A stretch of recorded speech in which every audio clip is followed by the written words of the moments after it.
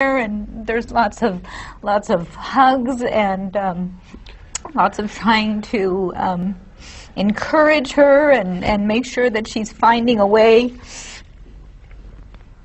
to be happy. But walking away and leaving your innocent daughter there is heartbreaking.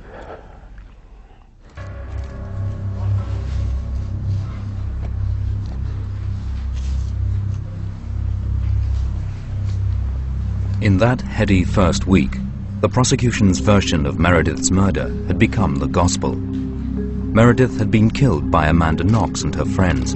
All three suspects were doubtless guilty. But that absolute certainty was soon about to crumble.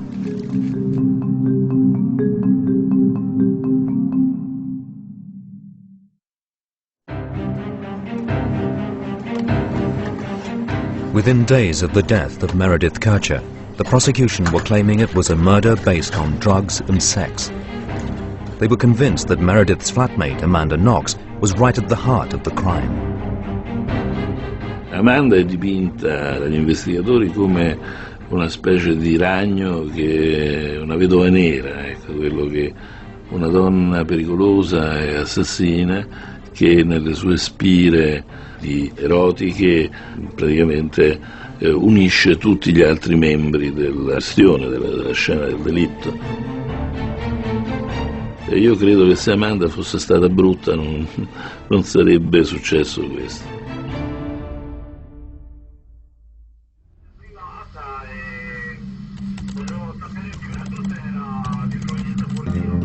Already, the first doubts about the police case were beginning to surface. Maio Ponte is one of Italy's leading crime journalists. Over the years, he has covered murders by the mafia, political assassinations, sex crimes, and everyday domestic killings. He was not convinced by the lurid tales about Foxy Knoxy. Non sappiamo ancora nulla di preciso.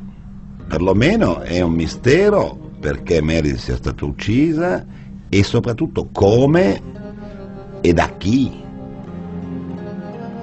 Non abbiamo un movente e non abbiamo nemmeno una dinamica del delitto. When Ponte went to Perugia, his concerns about the case increased. At the crime scene, he soon realized that the police investigation had not been as thorough as it could have been. Eppure pensavo non fosse difficile riuscire a capire cosa è successo qui dentro. Non riesco a capire come mai non si siano trovate tracce di fuga, ad esempio. Essendoci stato del sangue, qualche macchia di sangue avrebbe dovuto essere anche lungo la via di fuga. È uno dei misteri di questa vicenda.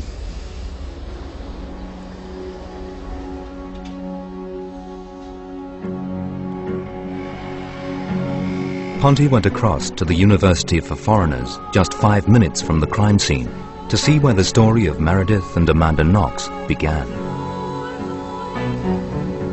Set up under Mussolini, the university is world famous for its Italian language teaching. Knox arrived here last August for a 3-month course. Soon she heard about a room to rent. Her flatmates would be Meredith and 2 Italian girls. On her blog she writes, "It's a cute house that is right in the middle of this random garden. We enter through a gate, and there it is. I'm in love." The house was a converted cottage with 4 girls on the upper floor and 4 Italian boys on the lower. Meredith had just started a relationship with one of the boys downstairs. Both girls had separate rooms and separate friends. Before long, there were tensions between the new flatmates. Amanda, secondo me, che è una personalità molto interessante, molto contorta e molto complessa, e soprattutto ha anche dovuto fare i conti con quella che era l'evidente antipatia che avevano per lei le amiche di Meredith. Tutte queste ragazze ci tengono a dire che lei non aveva un buon rapporto con la Meredith, che Meredith la criticava perché lei portava i ragazzi a casa, ma non solo, perché non puliva la casa, insomma perché veniva meno alle regole di convivenza di una coabitazione.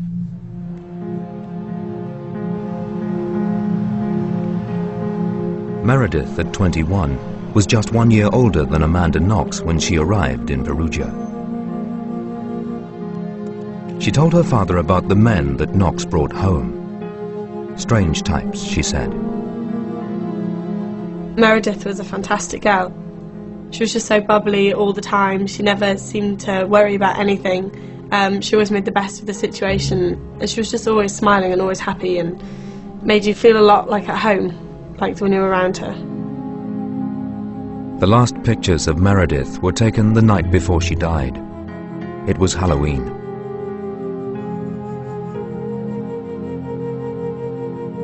Meredith era travestita vampiro, diciamo. Aveva questo mantello nero, questi denti finti. Anche io avevo adottato questo vestito. Infatti mi ricordo che il pomeriggio avevamo avuto una disputa con Meredith perché doveva prendere i denti finti che erano rimasti l'ultimo, diciamo, paio nel negozio qui in centro dove li vendevano.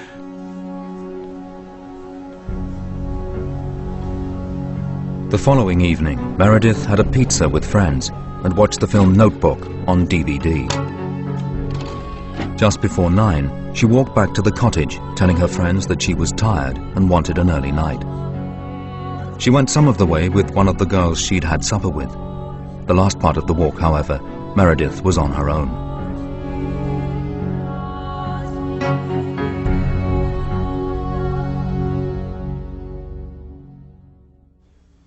The following morning, the postal police in Perugia, the branch of the police dealing with communication crimes, received a phone call from a woman living not far from Meredith's house.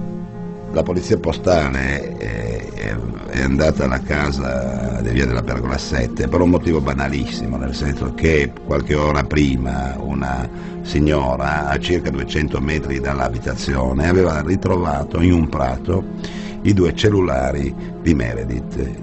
E quindi loro sono andati a casa per vedere se gli erano stati rubati. When the police arrived, they found Knox and Solegito waiting outside. The couple told them they were worried about Meredith as her room was still locked. They all went into the house, and the police forced the door into Meredith's room.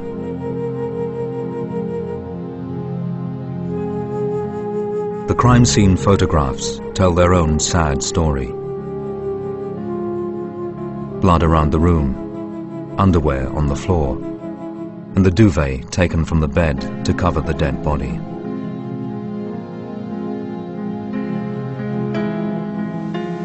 The police began their investigation. Near the body, they found a footprint in the blood. On a pillow, a bloody handprint. But there was no murder weapon.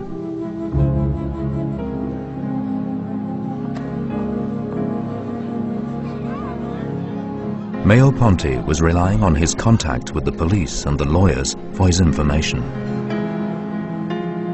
Leake's court reports showed that the investigating magistrate believed the suspects had taken drugs and were looking for new sensations. But how much of that was supposition and how much fact?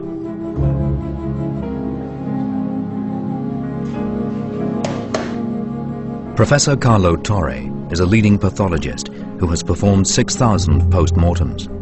When Mayo Ponte told him about the case, he decided to get involved. Torre thought that from how Meredith had died, the murder had been committed by one person, not by a group. Allora, c'è un afferramento da questa parte del collo, operato con una mano sinistra, e c'è un colpo di coltello vibrato in questo modo, che ha potuto raggiungere in profondità il collo. In una situazione di questo genere è difficile immaginare che si sia in tanti. È un'operazione che normalmente svolge una persona sola, un colpo così. Ancora, noi qui adesso siamo in piedi, dobbiamo immaginare che la vittima sia sdraiata al suolo, per cui io la posso immobilizzare al suolo in questo modo e colpirla con il coltello. The police began questioning Meredith's friends. Knox told them that she'd spent the night at her boyfriend's. The following morning, she said, she came back to her house and found the front door wasn't properly closed.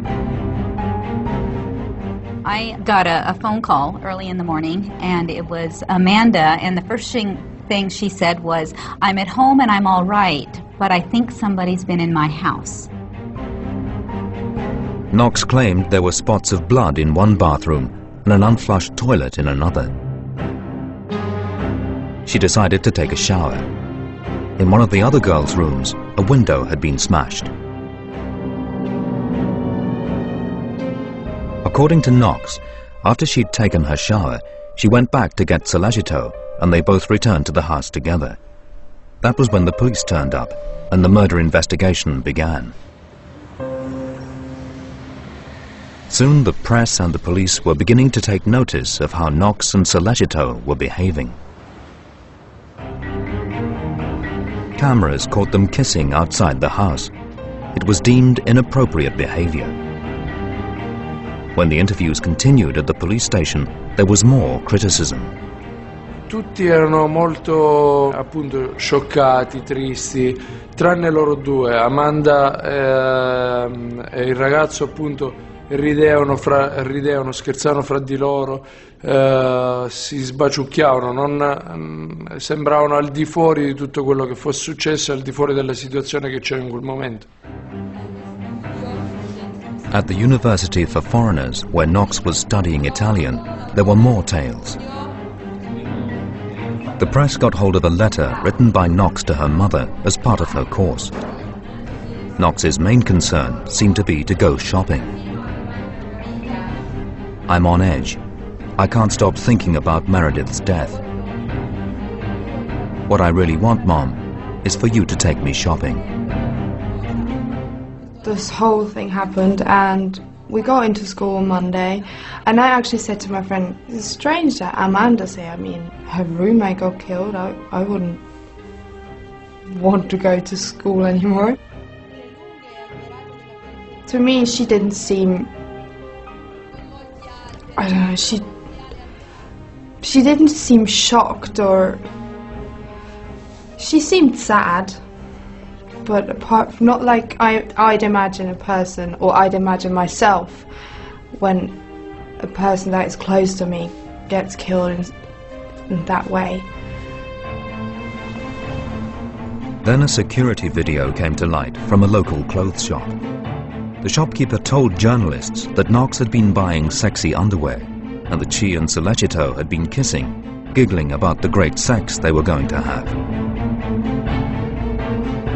As press criticism increased, the police stepped up their investigation of the couple. Just 4 days after the murder, they were called in for intensive questioning. The police had traced a text from Knox to Patrick Lumumba, who ran a bar where Knox worked. The text simply said, "Okay, fine, see you later."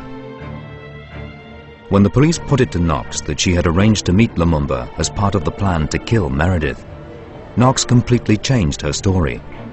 She now said she was there when Meredith was killed and claimed that it was Lumumba who murdered her. "I heard Meredith screaming, and I was so frightened I blocked my ears. I don't remember anything after that. My head's all confused."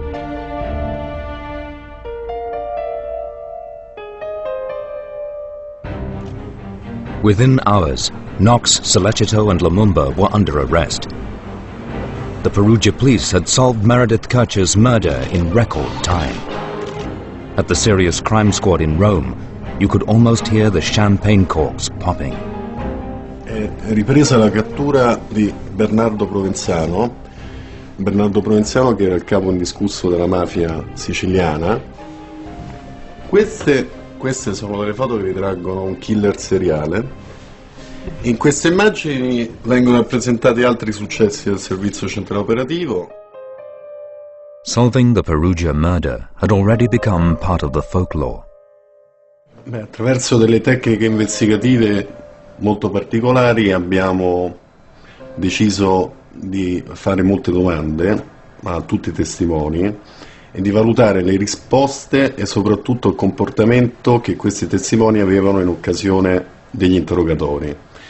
Questo ci ha dato una traccia per individuare soprattutto Amanda Knox e Raffaele Sollecito. In a leaked report, the investigating magistrate was talking about grave indications of guilt. Che il Jeep Matteini, cioè lei immagina una scena in cui Meredith sta al centro di 3 persone con Patrick che sta cercando di avere un rapporto probabilmente contro natura con lei, con 2 persone che la minacciano e che poi culmina nell'omicidio però fatto da Patrick. E questo è un romanzo, non è la realtà. We now know that inside the police station, a few hours after Knox accused Lumumba, she changed her mind. In a handwritten statement, she reverted to her original story that she was not at the house at all that night. This is very strange, I know. But really what happened is as confusing to me as it is to everyone else. These things seem unreal to me, like a dream. I know I didn't kill Meredith. That's all I know for sure. Knox's retraction came too late. By then, she was already locked up and facing a murder charge.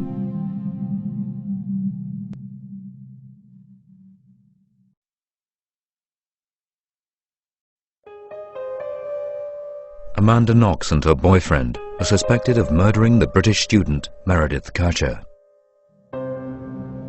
The case has become mired in Italian legal bureaucracy.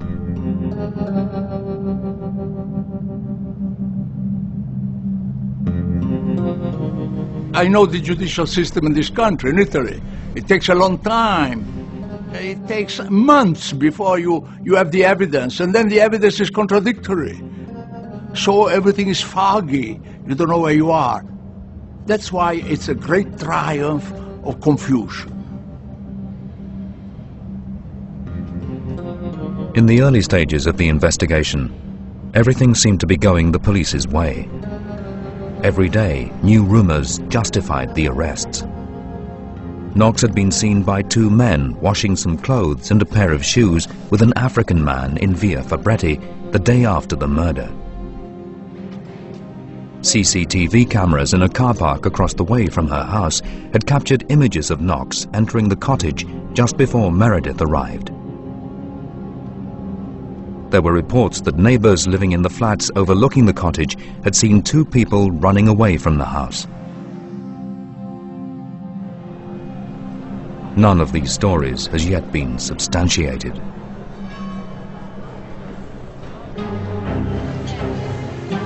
The prosecution by this time had turned their attention to Knox's boyfriend, Raffaele Sollecito, at his flat in Corso Garibaldi. They were looking for a pair of shoes to match a bloody footprint found at the crime scene.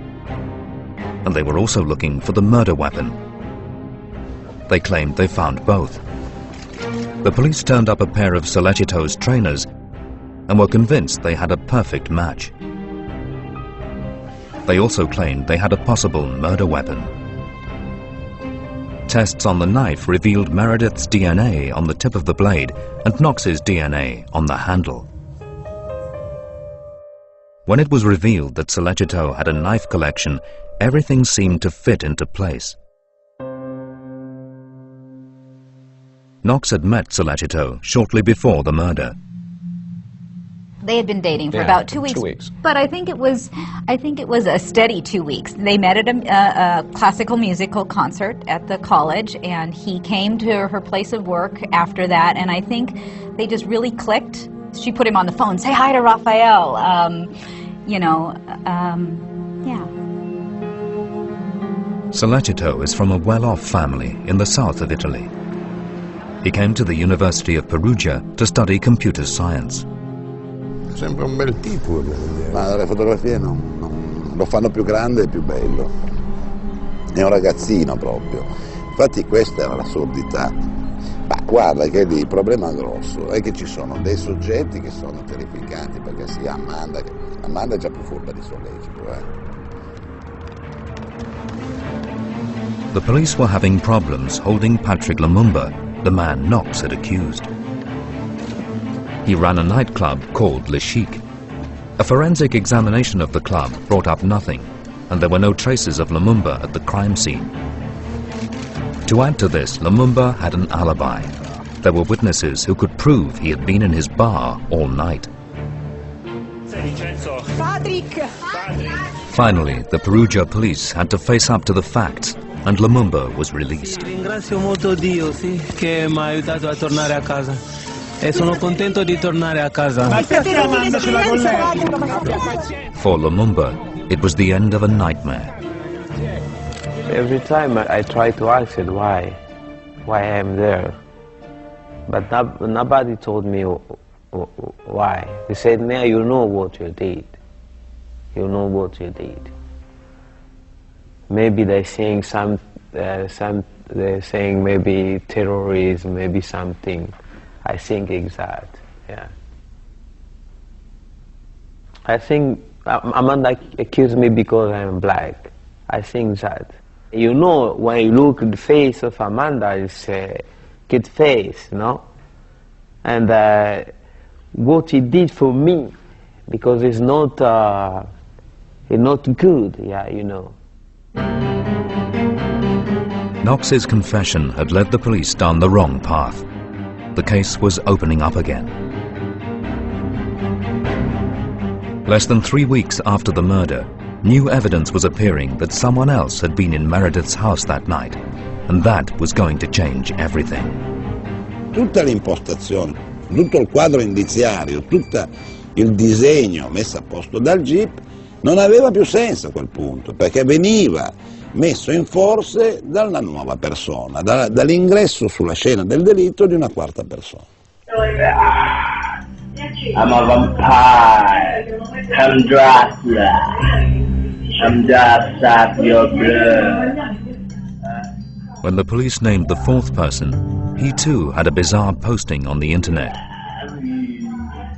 Rudy Gueda, who lived in Perugia, became the subject of a police manhunt. Gueda had fled the country soon after the murder. The police checked out his Facebook site and contacted his list of friends.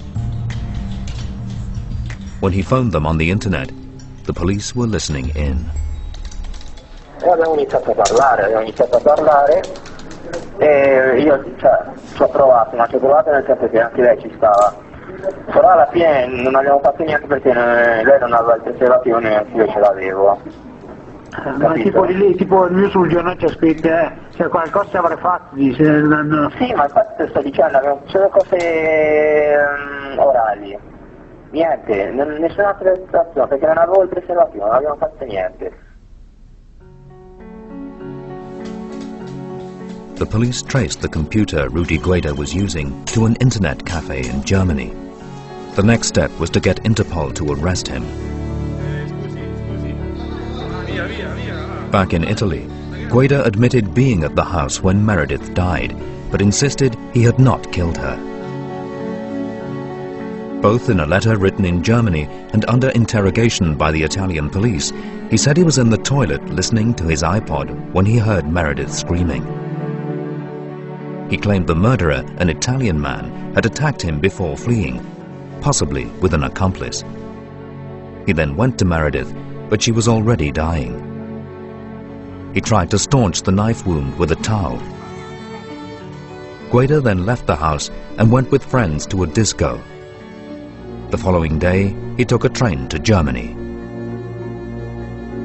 Le dichiarazioni di Rudy sono poco credibili, no? Il tradizionale le considera strane, insomma. Non si va mentre uno sta con una ragazza in un rapporto di tipo amoroso non è che si alza e se ne va in bagno e quando esce dal bagno trova due assassini che uccidono la ragazza. Questa è una cosa che è molto difficile in quel contesto, no? In quella realtà. As the police searched Guaida's house, they knew that to maintain the group killing theory, they would have to establish a connection between Guaida and Knox and Sollecito. Il nodo dell'inchiesta è riuscire, l'accusa, per provare il suo teorema, deve assolutamente riuscire a provare il collegamento tra Amanda e Rudy almeno, perché una volta collegati Amanda e Rudy e chiaramente entra in gioco anche Raffaele. As if to answer the police's prayers, a star witness appeared. An Albanian immigrant claimed he had seen the suspects lurking by a rubbish bin just 50 meters from Meredith's house.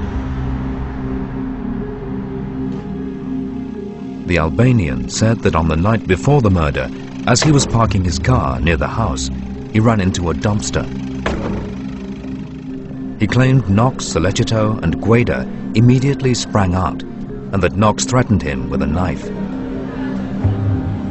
But despite this new witness and the fact that all the suspects lived in the same part of the city, the police were still having difficulty connecting Guaida with Knox and Sollecito. Then, after being in custody for 4 months, Guaida, just like Knox, changed his story about the night Meredith died. Under interrogation, Guaida claimed that the assailant was Raffaele Sollecito and that Amanda Knox was in the house as well. The prosecution was soon claiming this new evidence was the nail in the coffin for the accused. Case closed again. The defense simply saw it as the police believing what they wanted to believe. Questo è una deviazione dal sistema dell'investigazione, perché in pratica tende a scoraggiare chi ti dice una cosa che è contraria a quello che gli investigatori pensano e tende invece a incoraggiare, evidente, tutte le versioni che sono in qualche modo accettate, che vanno nell'ottica dell'investigazione. Once again, the case didn't stay closed for long. A second pathology report revealed that despite all the stories, there was no evidence of rape or sexual assault on Meredith's body. The pathologist confirmed that Rudy's DNA had been found inside Meredith, but it was likely to be skin cells from a finger or cells from saliva. The police, however, were still continuing to say the murder was based on group sex. Allora, se non ci sono altri tipi di rapporti, come fai a ipotizzare che sia un delitto di violenza? Soprattutto quando non c'è stata la violenza. Anzi, che poi non è solo l'assenza della violenza che è stato delitto, ma è anche l'assenza di un rapporto sessuale in quel momento. Allora, tutta l'ipotesi fatta dal GIP e anche dai successivi riesami è campata in aria. Assolutamente inventata quella, cioè l'ipotesi. The forensic evidence in the case was proving to be a mixed blessing. Having been back to Sollecito's flat, the police were saying the knife they had found there was not the murder weapon itself. And now there were leaks claiming that 2 knives had been used, one of them from Sollecito's knife collection. The footprint found in Meredith's room, which the police claimed had been left by Sollecito, it now turns out may have come from Rudy Guaida. The police say bloodstains found in Knox's bathroom have DNA from both Meredith and Knox. They say the spots got there when Knox washed off Meredith's blood. But a full forensic report has not yet been issued. Yet one piece of evidence does stand out. The prosecution are convinced that DNA from both Rudy Guaida and Raffaele Sollecito is on a piece cut from Meredith's bra. Per Raffaele c'è un grosso problema, perché quello è un picco alto, stiamo parlando di un profilo molto alto ed è soprattutto inspiegabile, che lì non dovrebbe esserci. One police theory is that the killers cut up Meredith's bra to make the murder look like a rape attack, and that's why Sollecito's DNA is on the bra clasp. In this crime scene video, leaked to Italian television, the investigators filmed the bra clasp hours after Meredith's body was found.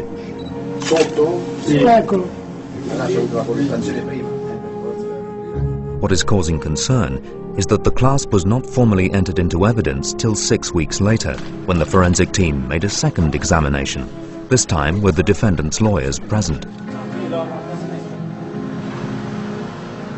Footage from the second forensic examination has also been leaked, and this also shows the bra clasp. This time, however, the police seem to take more interest.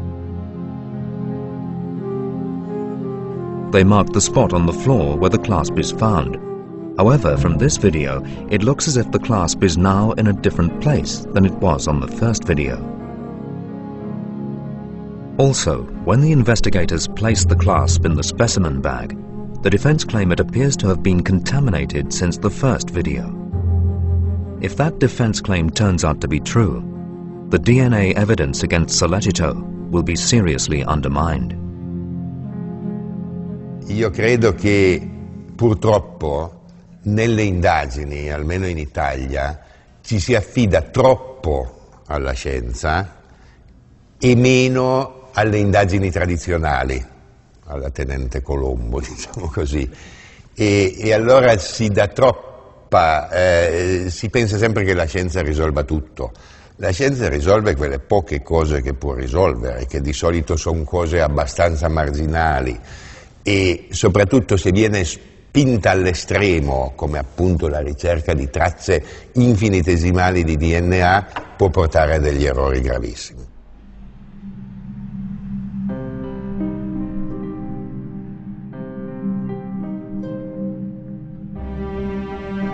With the police version of the murder coming under such scrutiny, soon other theories about the murder were appearing, invariably less lurid and almost always involving a lone killer. È un delitto fatto per paura. L'assassino è sicuramente una persona che si era invaghito di Meredith. E allora che cosa è successo? Che questo ragazzo probabilmente, o perché innervosito o per altri motivi, l'ha presa per il collo. Forse ha stretto un po' troppo e stringendo un pochino troppo la ragazza ha perso i sensi. A questo punto loro erano molto probabilmente seduti sul letto. La ragazza è svenuta, quindi è caduta un po' dal letto e lui l'ha accompagnata in questo cadere e lì si è spaventato, ha avuto paura di averla uccisa e pensato, nella confusione di quel momento, essere sicuro di completare l'opera. E quindi le ha dato una coltellata alla gola. Ecco, e allora ecco che viene fuori un omicidio addirittura.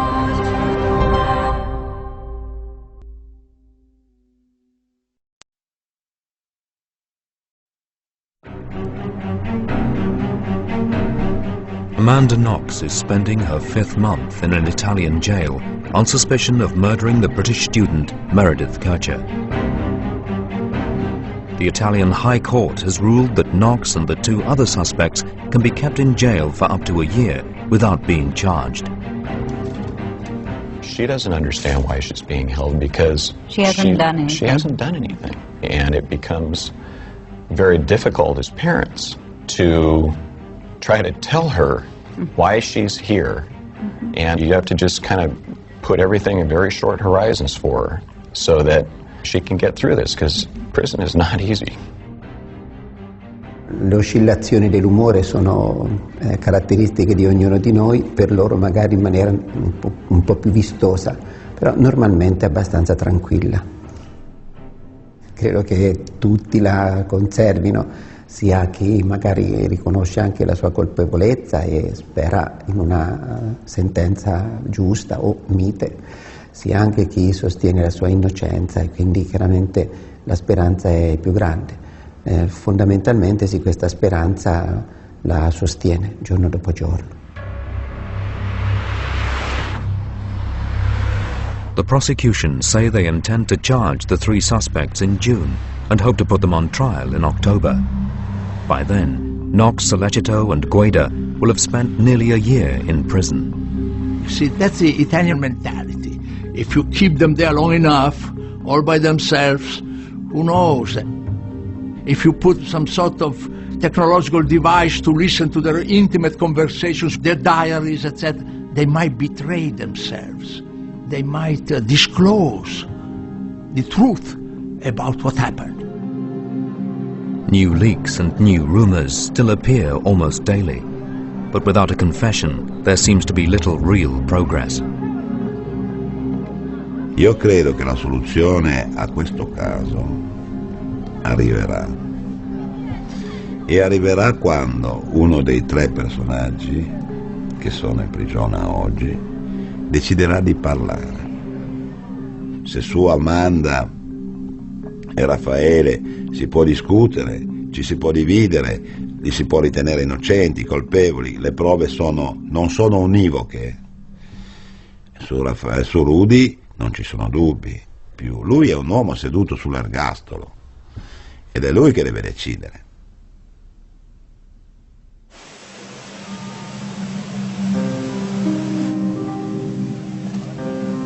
At the beginning of the investigation into Meredith's murder, the story had all been sex, drugs and students, a generation out of control in a romantic Renaissance city. The police and press had been united in selling their sensational story to an eager international audience. 5 months on, however, the picture is a lot less clear. You see, although we have all the DNA, all the technical devices to ascertain, is never really thinks in terms of raw, crude, factual evidence. We're always trying to find a psychological motivation. Now these 2 people that after that drama were seen all over the world really embracing, kissing each other. So people thought, well, they're covering up something. They don't behave naturally. They should be crying.